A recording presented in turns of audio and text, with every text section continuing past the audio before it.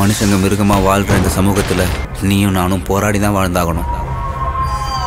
SVC ஆதித்யரா movies தயாரிப்பு சங்கர் இயக்கத்தில் ராம்சரண் நடிக்கும் கேம் சேஞ்சர் ஜனவரி 10 முதல். இந்த அளவுக்கு துணிச்சலா ஒரு பல்கலைக்கழகத்துக்குள்ள போய் இவ்வளோ பெரிய தவற சர்வ சாதாரணமா அவன் செஞ்சிருக்கானா அப்படின்னா ஏதோ ஒரு இடத்துல உனக்கு பின்புலம் இருக்குங்கிறது 100% ஊர்ஜிதமாகுது.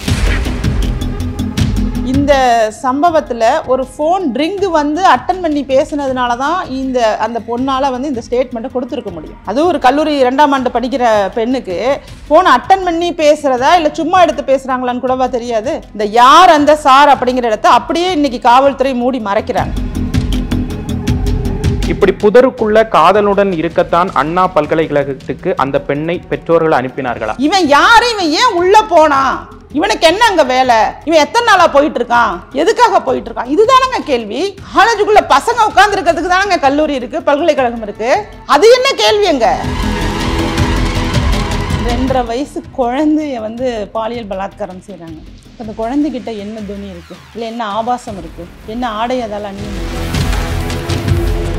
திட்டுறது கூட பெண்ணை திட்டி தான் பழகி இருக்கு இந்த சமூகம். கோபம் வந்துட்டா அவன் பேசுற வார்த்தை ஒரு பெண்ணை இழிவாக பேசணும். அப்ப இதுல இருந்தே ஆரம்பிக்குது இல்ல, இதை மாற்ற முடியல. அன்பு வணக்கங்கள். இன்று நம்முடன் அனைத்து மக்கள் அரசியல் கட்சியிலிருந்து ராஜேஸ்வரி பிரியா அவர்கள் இணைந்துள்ளார்கள். அவரோடு நிறைய விவாதிக்க போறோம். வணக்கம். வணக்கம். வணக்கம்.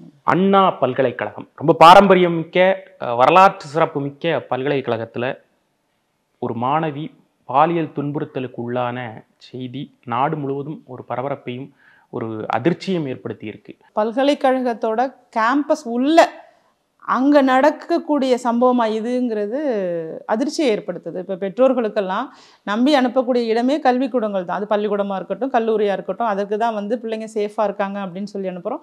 இப்போது நேரம் காலம்லாம் கிடையாது. இன்றைக்கி வந்து ஸ்பெஷல் கிளாஸுங்கிற பேரில் 8 மணி 9 மணி வரைக்கும் எல்லாமே 10ஆவதுலேருந்து பிள்ளைகள் எல்லாம் பள்ளிகளுக்குள்ளே இருக்கிறதெல்லாம் இப்போ சாதாரணமாக இருக்குது. அதனால் அங்கே தான் இருக்காங்க, அந்த காலேஜில் தான் இருக்காங்க, அந்த நம்ம பல்கலைக்கழகத்துக்குள்ளே தான் இருக்காங்கனாலே ஒரு பாதுகாப்பாக நம்ம ஃபீல் பண்ணுவோம். அந்த பாதுகாப்பு இன்னைக்கு இல்லை. எப்படி வந்து இது மாதிரி ஒரு மோசமான குற்றவாளி உள்ளே நுழைவதற்கான வாய்ப்புள்ள ஒரு இடமாக அந்த வளாகம் அமைஞ்சிருக்கு. நிர்வாகத்தோட முக்கியமான பணியே வந்து பாதுகாப்பு தான். இவ்வளோ பேர் மாணவ மாணவிகள் படிக்கிறாங்கன்னா அவர்களுடைய உயிர் ஒட்டுமொத்தமாக அந்த நிர்வாகம் தான் சேரும். இப்போ இதெல்லாம் ஏன் இந்த அளவு கேர்லெஸ்னஸோடு இருக்குது? இதுக்கு காவலர்கள் இல்லையா, இதுக்கு செக்யூரிட்டி இல்லையா? அந்த இடத்துல நிறைய நாட்களாகவே அந்த தவறு நடந்த இடத்துல மட்டும் கேமராக்களே இல்லைங்கிறாங்க. அப்போ கேமரா வேலை செய்யாதது ஒரு பக்கம், கேமரா இல்லைங்கிறது ஒரு பக்கம். அப்போ ஏன் இந்த அளவுக்கு ஒரு அலட்சிய போக்கோடு நடந்துட்டு இருந்திருக்காங்க? இந்த பெண் கூட இன்னொரு நபர் பாதிக்கப்பட்டதை அதை வந்து அந்த பொண்ணால் சொல்ல முடியல. ஏன்னா முழுவதுமாக சொல்வதற்கு இங்கே சுதந்திரமும் இல்லை. அந்த அளவுக்கு பயப்பட வைக்கிறாங்க பெண்களை. வந்து ஒரு இந்த மாதிரி நடக்குதுன்னு வெளியில் சொல்லணும்னா ஒன்று சொசைட்டி முன்னாடி தலை குனிஞ்சு நிற்கணுமே, நீ ஏன் போனன்னு தானே கேட்பாங்க அப்படிங்கிற ஒரு பயம். அதனால் எல்லாத்தையும் பொறுத்துக்கிட்டு கம்ப்ளைண்ட் கொடுக்காம போகிற பெண்கள் நிறைய இருக்காங்க. இந்த பெண் கம்ப்ளைண்ட் கொடுத்ததை உண்மையாகவே நாம் வரவேற்கணும், அந்த பெண்ணை பாராட்டணும், அவங்க பெற்றோர்களையும் நம்ம பாராட்டணும். இதற்கு ஒரு முற்றுப்புள்ளி வைக்க வேண்டும். இது முன்னதாக நடக்குதோ என்னவோ, எனக்கு தெரிஞ்சு எனக்கு நடந்த அவலம் இன்னொரு பெண்ணுக்கு நடக்கக்கூடாது அப்படிங்கிற இடத்துல அந்த பெண்ணு கம்ப்ளைண்ட் கொடுத்ததையே பாராட்டணும். இதுதான் இந்த சம்பவம். ஒரு தாயாக இருக்கும்போது, ஒரு பெண் குழந்தையை பெற்ற ஒரு தாய் அப்படிங்கும்போது எங்களுக்கெல்லாம் மனசு நொந்து இங்கே இருக்கணுமா, தமிழ்நாட்டில் நாம் இந்த மாதிரி ஒரு சூழ்நிலையில் வாழணுமா அப்படிங்கிற அளவுக்கு ஒரு வெட்கப்படக்கூடிய ஒரு சூழலில் தான் மனசு இருக்குது. அந்த குற்றவாளி ஞானசேகரன் அப்படிங்கிறவர் வந்து ஏற்கனவே இது போன்ற பல சம்பவங்களில் தொடர்புடையவராகவும் குற்றம் சாட்டப்பட்டவராகவும் இருக்காரு. அதெல்லாம் தாண்டி இவர் மிரட்டியிருக்காரு. அந்த மிரட்டல் அப்படிங்கிறது மக்களுக்கு தெரியும்னு நினைக்கிறேன். அவருடைய அந்த ஒட்டுமொத்த குற்றச்சாட்டும் அந்த தொனியும் ரொம்ப சஸ்பிஷியஸாக இருக்குது. அதுக்கு பின்னாடி நிறைய பெரிய ஆட்கள் இருப்பாங்களோங்கிற அச்சப்பாடு இருக்கு நமக்கு. அதுதாங்க பெரிய ஒரு இடமா நான் பார்க்குறேன். தொடர்ச்சியாகவே நான் சொல்கிறது என்னென்னா, இது போன்ற குற்றங்களில் ஈடுபடுபவர்களுக்கு பின்னாடி யாரோ பெரிய பின்புலம் உள்ள அரசியல் பலமோ அல்லது அதிகார பலமோ மிக்க யாரோ ஒரு கூட்டம் இல்லாமல் இந்த அளவுக்கு துணிச்சலாக ஒரு பல்கலைக்கழகத்துக்குள்ளே போய் இவ்வளோ பெரிய தவற சர்வ சாதாரணமாக அவன் செஞ்சுருக்கானா அப்படின்னா அவனுக்கெல்லாம் மரியாதையெல்லாம் பேச முடியாது. அப்போ ஏதோ ஒரு இடத்துல உனக்கு பின்புலம் இருக்குங்கிறது 100% ஊர்ஜிதமாகுது. அது யார் என்னங்கிறதுக்கு தான் இந்த ஃபோட்டோஸ்லாம் இன்றைக்கி நம்ம சமூக வலைத்தளங்களில் அமைச்சரோட நின்று திரு உதயநிதி அவர்களோட நிற்கிற ஃபோட்டோ, இந்த மாதிரி ஃபோட்டோஸ் எல்லாம் வெளியில் வருது. அப்போ அவனுக்கு நிச்சயமாக ஆளுங்கட்சியோட ஒரு நெருக்கமான தொடர்பு இருக்குங்கிறத அவன் எதற்காக பயன்படுத்தியிருக்கான்னா, போலீஸ்கிட்ட காமிச்சு நான் யாருன்னு தெரியுமா, என் பின்னாடி யார் இருக்கான்னு தெரியுமா, இவங்கெல்லாம் எனக்கு ரொம்ப நெருக்கமானவர்கள் அப்படின்னு சொல்லி, ஏன்னா அவன் மேலே 15-20 வழக்குகள் ஏற்கனவே இருக்கு. அப்படிப்பட்ட ஒரு மோசமான குற்றவாளி சுதந்திரமாக அவன் ஊருக்குள்ளே இருக்கிறதே நமக்கு கேள்விக்குறி. அவன் இன்னும் ஒரு வளாகத்துக்குள்ளே போய் தவறு செய்கிறான் அப்படின்னா அவன் எந்த அளவுக்கு அவனுடைய பின்புலத்தை பயன்படுத்தி இருப்பான். இன்னைக்கு எல்லாருமே என்ன சொல்றாங்க, நாங்கள் காரணம் இல்லை, எங்களுக்கு தெரியாதுன்னு சொல்லி ஃபோட்டோ எத்தனையோ பேர் எடுக்கிறாங்க. இந்த கட்டுக்கதை இதெல்லாம் உண்மையாகவே சொல்றேன், தப்பித்துக் கொள்வதற்காக பேசாதீங்க. ஆனா ஆளுங்கட்சி தரப்பிலிருந்து அடிப்படை உறுப்பினர் கூட இல்லை அப்படிங்கிறத நாங்கள் கிளாரிஃபை பண்றோம், தெளிவுபடுத்துறோம் அப்படின்ட்டாங்களே. ஒரு அலுவலகத்துக்குள்ள சாதாரணமா எல்லாராலையும் உள்ள நுழைய முடியாது. பத்திரிகையாளராக உங்களுக்கும் தெரியும், அந்த பகுதியை சேர்ந்த ஒரு பொறுப்பாளர் ஒரு 50 பேர் அழைச்சிட்டு போனாலும் அந்த 50 பேரையுமே அந்த பொறுப்பாளருக்கு தெரியும். நீங்க ஒரு பொது மேடையில் எடுத்த போட்டோ கிடையாது. அங்கே நீங்கள் கவனிக்கணும், ஒரு பொதுக்கூட்டம் முடிச்சுட்டு ஃபோட்டோ எடுத்தா பப்ளிக் ஃபோட்டோ எடுத்துக்கலாம். ஒரு பொதுக்கூட்டமோ ஒரு சாலைகள் எடுக்கிற ஃபோட்டோ அது வேற. ஆனால் ஒரு அலுவலகத்துக்குள்ளே அவங்கள பார்த்து ஒரு ஃபோட்டோ எடுக்கிறாங்கன்னா 100% கட்சியோட இன்ஃப்ளூயன்ஸ் இல்லாத பர்சனால போய் நெருங்க முடியாதுங்க. நாம் என்ன சொல்கிறோம், இவர் திமுக காரர் அதனால தப்பு பண்ணுறாருன்னு நம்ம சொல்ல வரல. தப்பு பண்ணுறவன் தப்பிச்சுக்கிறதுக்கு திமுகவை பயன்படுத்திட்டு இருக்காங்கிறத தான் நம்ம சொல்ல வர்றோம். இதில் அரசியலுக்கு ஒன்றுமே கிடையாது. இதில் பின்புலம் இந்த சார்கிட்ட பேசுறது, சார் யார் அந்த கேள்வி இருக்கு பாருங்க. இந்த யார் அந்த சார் அப்படிங்கிற இடத்த அப்படியே இன்னைக்கு காவல்துறை மூடி மறைக்கிறாங்க. அதை நம்ம தெளிவாக நம்ம சொல்லணும்னு நினைக்கிறேன். ஏன்னா இவர் போறாரு, இவர் மிரட்டுறாரு, வீடியோ எடுக்கிறாரு, சார் கூடையும் நீங்க இணங்கணும் அப்படிங்கிற ஒரு வார்த்தையை அவர் பயன்படுத்தியிருக்காரா அப்படிங்கிறத நம்ம அந்த புகார்ல அந்த பெண் தெரிவிச்சதா நமக்கு செய்திகள் வருது. அப்போ அந்த சார் யாரு அப்படிங்கிற ஒரு கேள்வி இருக்கு. அந்த பெண் ஒரு 7:45 மணி போல அது படிப்பு சம்பந்தமாவோ எது சம்பந்தமாவோ அந்த இடத்துல இருக்காங்க. கூட யார் இருக்காங்க அப்படிங்கிறதெல்லாம் நம்ம ஒதுக்கிடுவோம். ஏன்னா அதை சொல்லி இந்த சமூகம் அந்த பெண் மேலே குற்றத்தை வைக்கிறாங்க, அது தவறானது. அந்த நேரத்தில் ஒரு நபர் மர்மமான முறையில் ஒரு நபர் ஒரு வீடியோவை காமிச்சு இதை நான் காமிச்சிடுவேன் அப்படி இப்படின்னு ஏதோ மிரட்டியிருக்காரு. மிரட்டினதுனால மட்டும் இல்லாமல் பலாத்காரம் செய்யக்கூடிய மனநிலைக்கே தான் தள்ளப்பட்டு அந்த இடமே செலக்ட் பண்ணி அந்த பொண்ணை அந்த இடத்துல வச்சு சீரழிச்சிருக்காரு. இந்த சம்பவத்தில் ஒரு ஃபோன் ரிங்கு அட்டன் பண்ணி பேசுனதுனால தான் அந்த பொண்ணால் இந்த ஸ்டேட்மெண்ட்டை கொடுத்துருக்க முடியும். ரிங் அட்டன் பண்ணி பேசாமல் சாதாரணமாக கற்பனையிலையோ அல்லது ஜஸ்ட் ஃபோன் எடுத்து இப்படி பேசுனா தெரியாதா? அதுவும் ஒரு கல்லூரி 2ஆம் ஆண்டு படிக்கிற பெண்ணுக்கு ஃபோன் அட்டன் பண்ணி பேசுகிறதா இல்லை சும்மா எடுத்து பேசுகிறாங்களான்னு கூடவா தெரியாது? அல்லது இவர் டயல் பண்ணி பேசியிருக்கணும். இது ரெண்டில் ஒன்று அந்த பெண் பார்த்துருந்ததுனால தான் அதை அவங்க எஃப்ஐஆரில் சொல்லியிருக்காங்க. ஒரு கால் அட்டன் பண்ணி மிரட்டிக்கிட்டு இருக்கேன், இப்போ நான் மிரட்டிக்கிட்டு இருக்கேன் சார் அப்படிங்கிற தகவலை பரிமாறினாருன்னு தெளிவாக சொல்லியிருக்காங்க. அப்போ இப்போ என்னென்னா காவல்துறை யாரையோ காப்பாற்றுவதற்காக அப்படியே முழு பூசணிக்காயையும் வச்சு மறைக்கிற மாதிரி அந்த ஃபோன் ஏரோப்ளேன் மோடில் கிடந்துச்சு அப்படின்னு சொல்லி எஸ்கேப் ஆயிட்டாங்க. இதை என்ன சொல்கிறது? பெண்கள் சம்பந்தமான பிரச்சனைகளுக்கு ஆதரவு கொடுக்குறாங்க, அதில் இவங்களும் இன்வால்வ் ஆகுறாங்க. அது யாராக வேணாலும் இருக்கலாங்க. அது அதிகார வர்க்கத்தில் ஒரு மெயின் பொசிஷனில் இருக்கவங்க யாராக வேணாலும் இருக்கலாம். அது இவங்க தான், அது நான் இவங்க தான்லாம் சொல்ல முடியாது. ஏன்னா இன்றைக்கி அந்த ஆப்ஷனே அவங்க கொடுக்கல. ஒரு கால் வந்துச்சுன்னா அந்த கால் வந்துச்சுங்க, ரிசீவ்டு காலில் இருக்குது, அந்த நபர் யாருன்னு இந்த கண்டுபிடிச்சிருவோம் அப்படின்னு சொன்னால் அது வேற. அது ஓரளவுக்கு சரி நீங்கள் கண்டுபிடிங்க, அது கண்டுபிடிக்கவும் 10 நிமிஷம் தான். எந்த நம்பரில் இந்த கால் வந்துச்சு அல்லது எந்த நம்பருக்கு இவர் கால் பண்ணாருன்னு சைபர் கிரைம் டிபார்ட்மெண்ட் நினச்சிதுன்னா வெறும் 10 நிமிடத்தில் அந்த நபர் யாருன்னு ஐடென்டிஃபை பண்ணி கொண்டு உட்கார வைக்க முடியும். ஆனால் அதை அவங்க செய்யலை. மாறாக இப்படி ஒரு நிகழ்வே இல்லை, நடிச்சிருக்கான், ஃபோனே வராமல் சார்னு சொல்லி அவன் நடிச்சிருக்கான் அப்படிங்கிற மாதிரி சொல்கிறாங்கன்னா இங்கே யாருக்கோ துணை போயிட்டுருக்கு, காவல்துறை யாருக்கோ துணை போயிட்டுருக்காங்கங்கிறது வேதனையான ஒன்றை நான் பார்க்குறேன். இந்த குற்றச்சம்பவம் நடந்த அந்த எல்லைக்குட்பட்ட காவல் நிலையத்திலிருந்து முதல் தகவல் அறிக்கை எஃப்ஐஆர் லீக் ஆயிருக்கு அப்படிங்கிறது மிகப்பெரிய பரபரப்பை ஏற்படுத்தியிருக்கு. அதே நேரத்தில் அந்த எஃப்ஐஆரில் பெண் குற்றம் செய்த அந்த துணியை அவங்க அந்த காவல்துறை எஃப்ஐஆரில் இருக்குது அப்படின்னு சொல்லிட்டு அண்ணாமலை சார் கூட மென்ஷன் பண்ணியிருந்தார். எங்கே மேம் போகுது இதெல்லாம்? ஏன் அந்த பொண்ணு ஒரு பையனோட அந்த நேரத்தில் இருந்தாங்க அது பற்றி விவாதிக்கிறதுக்கான ஒரு கூட்டத்தை அதிகப்படுத்துகிற மாதிரி தான் அந்த எஃப்ஐஆர் காப்பியை லீக் பண்ணியிருக்காங்க. அதை லீக் பண்ணக்கூடாது, பண்ண வேண்டிய அவசியமும் கிடையாது.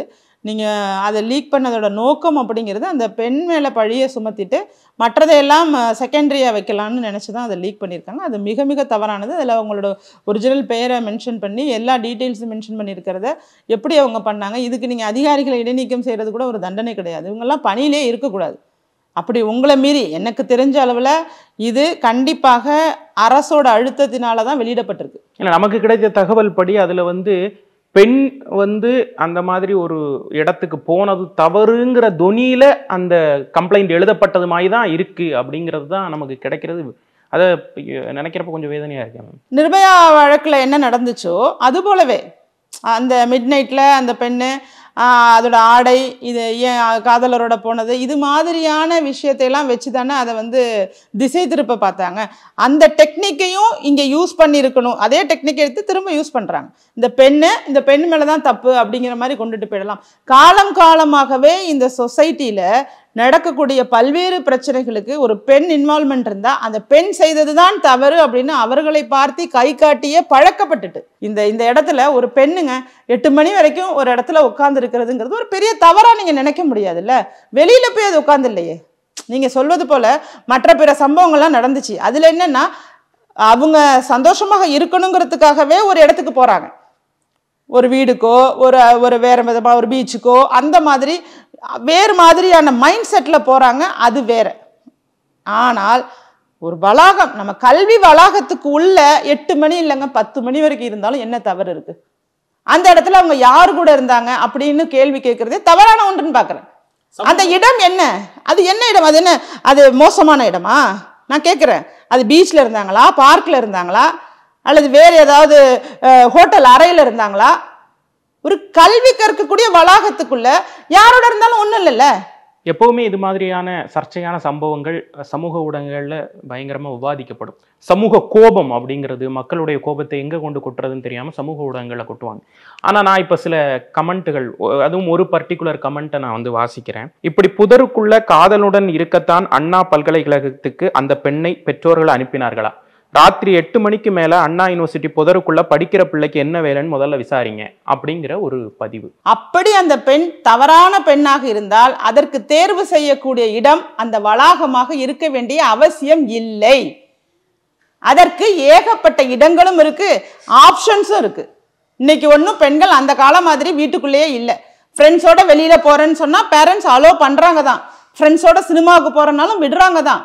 அப்படி இருக்கும்போது அந்த பல்கலைக்கழகத்துக்குள்ள போய் இந்த மாதிரி தவறு பண்றதுக்காக ஏன் புதருக்குள்ள போனாங்கன்னு கேள்வி கேட்கறாங்கன்னா அவங்களோட மூளை அசுத்தமா இருக்கு, எண்ணங்கள் அசுத்தமா இருக்கு, அவர்களுடைய சிந்தனையில அழுக்கு இருக்கு. அந்த அழுக்க வச்சுக்கிட்டே அவங்க சுத்துறதுனாலதான் இது மாதிரியான கேள்விகள் எல்லாம் எழுப்ப முடியுது. பல்கலைக்கழக வளாகத்துக்குள்ள இருக்கிறவங்கள இவ்வளவு தவறாக சித்தரிச்சா நீங்க இன்னும் எதிர்காலத்துல பெண்களை பற்றி என்னென்னலாம் சொல்லுவீங்க? அப்ப எந்த இடத்துல நின்னாலும் அதுதான் தவறு. எங்க இருந்தாலும் பெண் தான் தவறு, எந்த இடத்துல இருந்தாலும் பெண் தான் தவறு. அப்ப என்ன ஆக போகுது எதிர்காலத்துல? அப்ப பெண்கள் எல்லாரையும் ஒரே இடத்துக்குள்ள வீட்டுக்குள்ள போட்டு பழைய காலம் மாதிரி உள்ளே போட்டு பூட்டிட்டு இப்படி கை மட்டும் நீட்டிட்டு கை எடுத்துட்டு அப்படியே இருந்துடலாமா? கதவுக்கு பின்னாடி நம்ம சில படங்கள் எல்லாம் பார்த்துருக்கோம். முற்காலத்துல அப்படிதான் பெண்களை வச்சிருந்திருக்காங்க. ஒரு திரை போட்டெல்லாம் பெண்களை உட்கார வச்சிருந்திருக்காங்க. அப்ப அந்த நிலையை மீண்டும் எடுத்துக்கலாமா? இது மாதிரி பதிவிடுற நிறைய பேர் இந்த ஞானசேகரன்கிற குற்றவாளியை காப்பாற்ற ட்ரை பண்றாங்களா, இல்லை அவங்களுடைய நோக்கம் தான் என்ன? இந்த மாதிரி ஒரு கொடூரமான மனப்பான்மை கொண்ட ஒரு வன்மமான ஒரு மனிதன் இந்த தவறை செஞ்சிருக்கான். அப்படிங்கும்போது இந்த இடத்துல பாதிக்கப்பட்டவர்களுக்கு நீங்கள் போயிட்டு ஆறுதலாக நிற்கலைனாலும் பரவாயில்லைங்க. ஆனால் பாதிக்கப்பட்டவரை நோக்கி உங்கள் விரலை நீட்டாதீங்க. அது ரொம்ப தவறு, மிகவும் தவறு. அப்படி ஒரு வேளை அந்த பெண் தவறு செய்தவளாக இருந்திருந்தால் இந்த புகார் கொடுத்திருக்கப்படாது. நல்லா யோசிங்க, சைக்காலஜிக்கலி யோசிங்க. இந்த பெண் ஒரு தவறான பெண்ணாக இருந்தா அந்த தவறு வெளி உலகத்துக்கு தெரிஞ்சு போயிடுமேன்னு பயந்து என்ன பண்ணியிருந்திருக்கோம்? இந்த கம்ப்ளைண்ட்டை போய் ரைஸ் பண்ணியிருக்காது. ஒரு சாதாரணமாக ஒரு ஆணோட உட்காந்து இந்த நேரத்தில் உட்கார்ந்து இருக்கிறதையே மிகப்பெரிய தவறுன்னு சொல்லி வேணா அவன் மிரட்டி இருக்கலாம். அதை தாண்டி அந்த இடத்துல வேறு எதுவுமே இருக்க வாய்ப்பு கிடையாது. அப்படி இருந்திருந்தா 100% அடித்து சொல்லுவேன், இந்த புகார் வரைக்கும் போயிருக்காதுங்க. இந்த இடத்துல இந்த பெண் கம்ப்ளைண்ட் பண்ணியே இந்த பொண்ணுக்கு கெட்ட பேர் தான். கம்ப்ளைண்ட் பண்ணினாலும் கெட்ட பேரு, கம்ப்ளைண்ட் பண்ணலன்னா இன்னும் நிறைய பேரை கெடுத்துருவாங்க. எப்படிங்க ஒரு பெண்ணுக்கு என்ன சிச்சுவேஷன் பாருங்க. அந்த பெண்ணுடைய மனநிலையில இருந்து நம்ம யோசிச்சு பார்த்தோம், யோசிக்கவே முடியாது. அவங்களுக்கு எவ்வளோ கஷ்டம் பாருங்க. இன்னொரு சம்பவம் இன்னொரு பெண்ணுக்கு நடக்கக்கூடாது, நமக்கு நடந்தது இன்னொரு பெண்ணுக்கு நடக்கக்கூடாது, நம்ம எல்லாத்தையும் உண்மையை சொல்லிடுவோம் அப்படின்னு சொல்லி எந்த அளவுக்கு அது துணிச்சலையும் மனதைரியத்தையும் வச்சுக்கிட்டு அது பெற்றோர்கள்ட்ட போய் இதை சொல்லி இது எல்லாரையும் சமாதானப்படுத்தி இதை கொண்டுட்டு வந்து வெட்ட வெளிச்சமாக்கி இன்னைக்கு இவ்வளோ பெரிய இஷ்யூவாக இந்த இஷ்யூ வந்து போயிட்டுருக்கு.